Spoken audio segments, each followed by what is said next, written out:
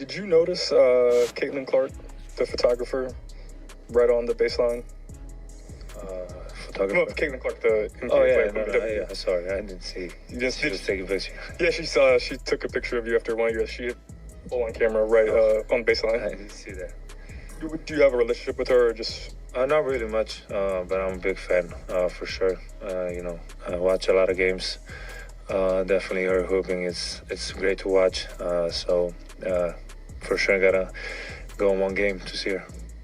That right there is Luka Doncic, one of the biggest stars in basketball, sitting courtside at a Lakers-Pacers game in Indianapolis. And he's not there for LeBron. He's not there for Anthony Davis. He flew back to the United States specifically to watch Caitlin Clark work as a sideline photographer. Let that sink in for a second. This is a player who just dropped 45 points in an NBA game, and when reporters ask him about the highlight of his night, he's talking about needing to fly back to Indiana to catch a Fever game. That's the Caitlin Clark effect in December 2024, and it's only getting stronger. Open this up!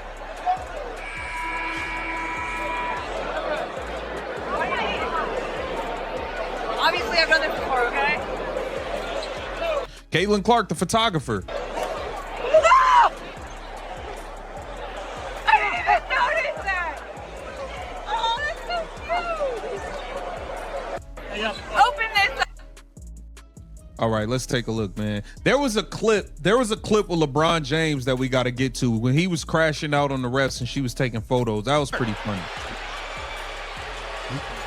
Watch LeBron's reaction when he realizes she's on the baseline. The broadcast crew immediately shifts focus. The announcers change their tone. Everyone in that arena knows exactly who the real draw is, even at an NBA game.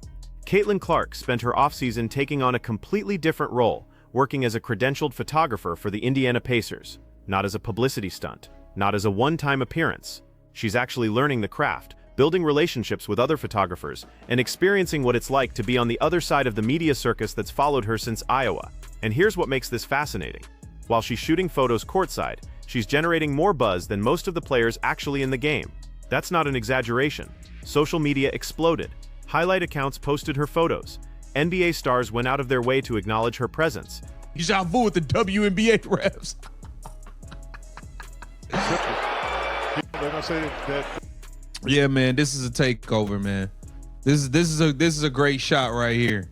This is a great shot. You got Caitlin Clark and LeBron James, man.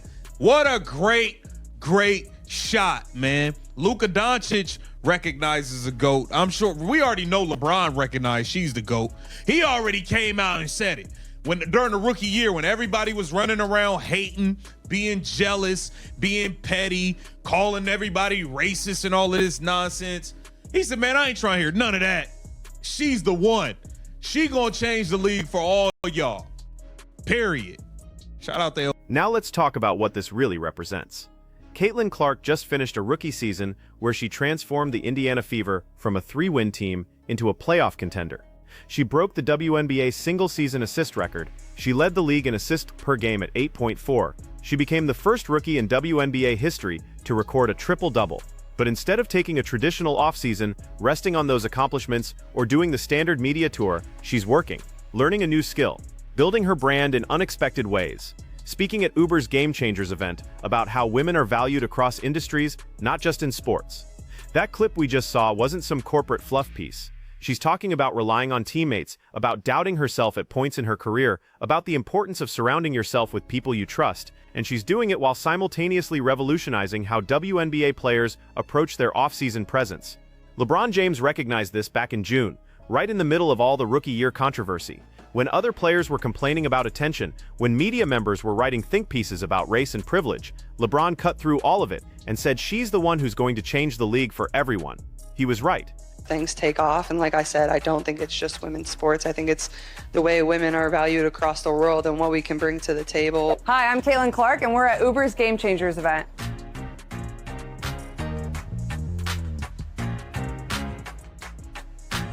When I'm working on my game and I'm in the gym with my teammates or outside of practice, I know I've put the time in. I mean, there's certainly been points in my career where I've doubted myself. Take the hits as they come and you figure it out. And Here's where things get really interesting. The WNBA expansion draft is happening this week, and the Indiana Fever have some brutal decisions to make. They can only protect 5 players on their roster. 5. And they've got way more than 5 players worth protecting. Kelsey Mitchell is an unrestricted free agent. She averaged 19.2 points per game last season and was Caitlyn's primary scoring partner. If the Fever don't protect her in the expansion draft, Toronto or Portland could select her and then offer her a supermax contract worth up to $1.4 million under the new CBA. That's more than double what she made last season.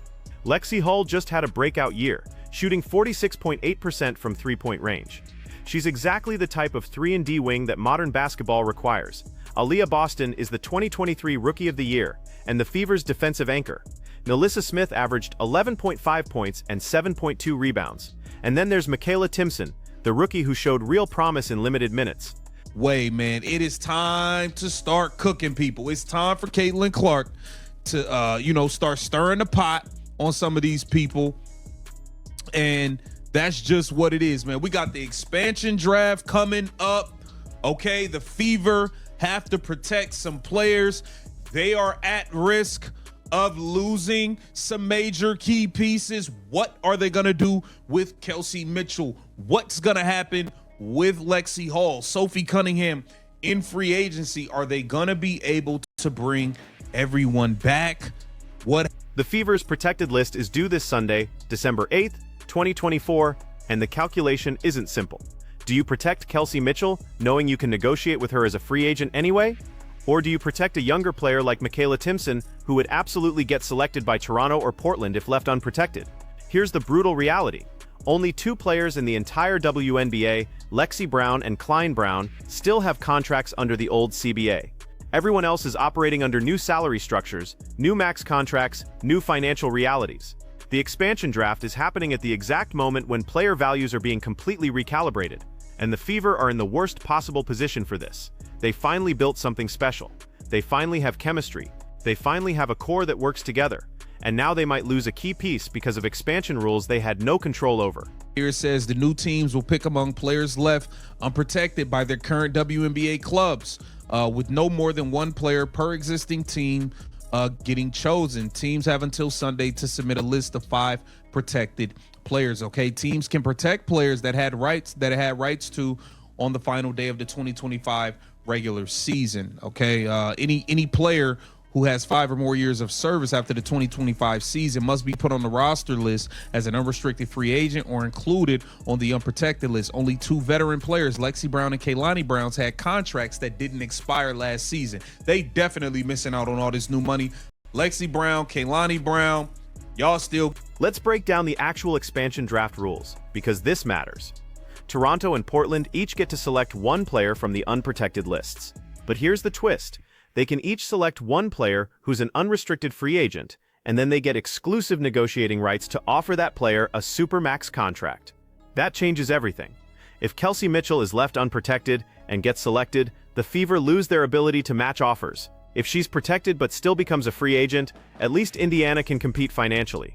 But if Toronto selects her in the expansion draft, they can offer her $1.4 million and the chance to be the #1 option on a brand new franchise. That's a compelling pitch. Kelsey Mitchell has been phenomenal in Indiana, but she's always been the second option behind Caitlin Clark. In Toronto, she could be the face of the franchise. She could be the player they build around. She could command the ball, take the big shots, and get the recognition she's earned. Sophie Cunningham is also in free agency. Lexi Hull's contract situation is complicated. The Fever have to make these decisions without knowing what other teams are planning, without knowing who Toronto and Portland actually want, and without knowing how much money they'll have to spend in free agency. Things are about to start moving. I can't wait.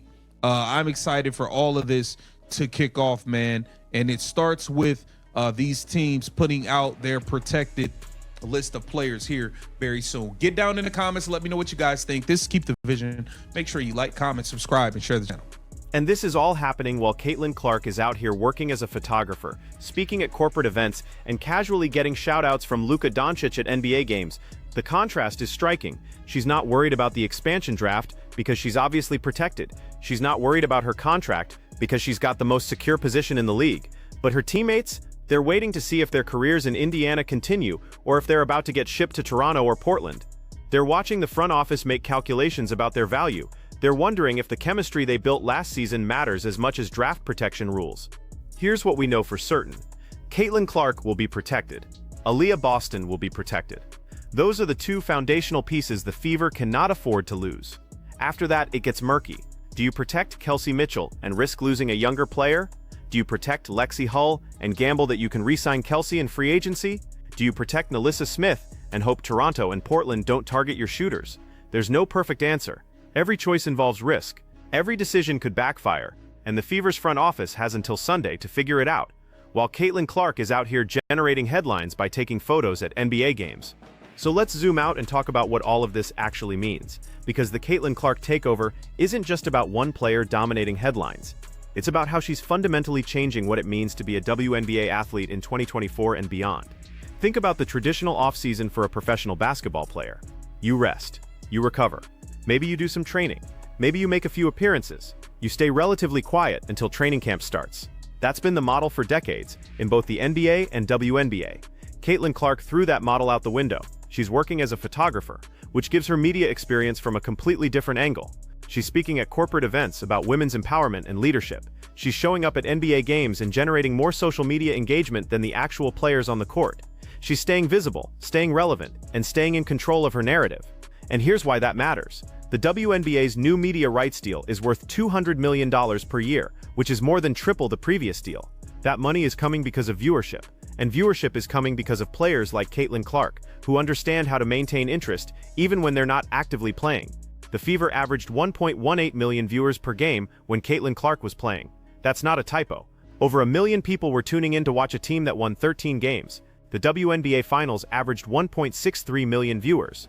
The gap between a regular season Fever game and the championship series was less than 500,000 viewers. That's unprecedented. That's the kind of star power that changes everything. And Caitlin Clark is leveraging it perfectly.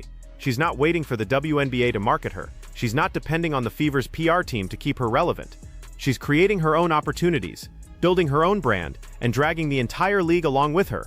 Now let's talk about what happens next, because the expansion draft is just the beginning. The Fever have to make their protected list decisions by Sunday. Then on December 6th, Toronto and Portland make their selections.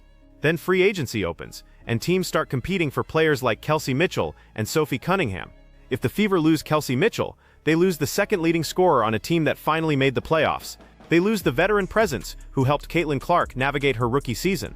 They lose a player who averaged 19.2 points per game and shot 40.2% from three-point range in the playoffs.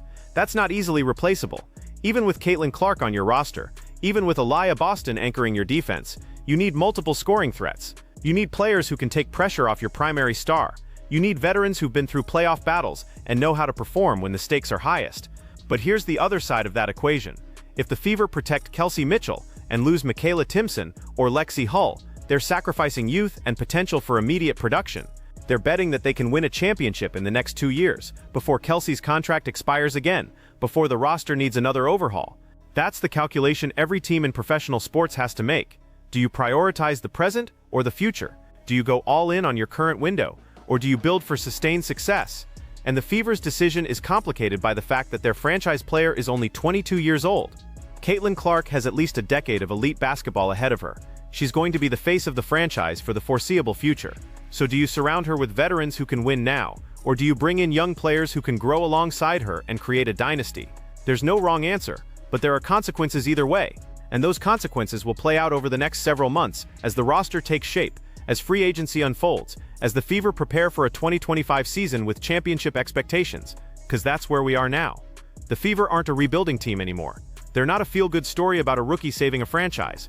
They're legitimate contenders. They won 13 games last season, up from 3 wins the year before. They made the playoffs. They pushed the Connecticut Sun to a competitive first-round series. Next season, the expectations are completely different.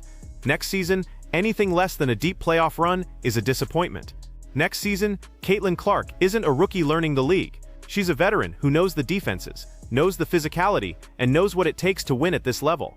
And that brings us back to Luka Doncic, sitting courtside in Indianapolis, talking about how he needs to fly back to watch Caitlin Clark play. That's not just respect from one great player to another. That's recognition that something special is happening. That's an NBA superstar acknowledging that the WNBA has a talent who transcends the sport. LeBron James said it in June. Luka Doncic is saying it now. And the numbers back it up. Caitlin Clark's rookie season generated more viewership, more ticket sales, more merchandise revenue, and more mainstream attention than any player in WNBA history. She did that while dealing with constant scrutiny, constant criticism, and constant pressure to be perfect. She wasn't perfect. She had turnovers. She had bad shooting nights. She had moments where the physicality got to her. But she averaged 19.2 points and 8.4 assists per game as a rookie. She made the All-Star team. She broke the single-season assist record. She transformed a 3-win team into a playoff team. And now she's spending her off-season working as a photographer, learning the media business from the inside, building relationships with NBA players and executives, and staying in the public eye in ways that keep the WNBA relevant even during the off-season. That's the takeover. That's what makes this different from any other star the league has ever had. Caitlin Clark isn't just playing basketball at an elite level. She's changing how WNBA players approach their entire careers. She's showing that you can be a dominant player and a savvy business person. She's proving that women's basketball can generate mainstream interest if you give people a reason to pay attention. So when the Fever submit their protected list on Sunday, when Toronto and Portland make their expansion draft selections, when free agency opens and teams start making offers, all of it is happening in the context of a league that Caitlin Clark has fundamentally transformed in less than a year. The question isn't whether she's the face of the WNBA. That's already settled. The question is how far she can take this. How many championships can she win? How many records can she break? How much can she grow the league's popularity and revenue? And based on what we've seen so far, based on Luka Doncic flying back to watch her work, based on LeBron James calling her the one who'll change everything, based on the viewership numbers and the sold-out arenas and the constant media attention, the answer is, there's no ceiling. The takeover is real, the takeover is happening, and the WNBA is never going to be the same. Drop your thoughts in the comments about who the Fever should protect in the expansion draft, whether Kelsey Mitchell stays or goes, and what you think Caitlin Clark's second season is going to look like. Make sure you like and subscribe, because this is just the beginning of what's going to be an absolutely wild off-season.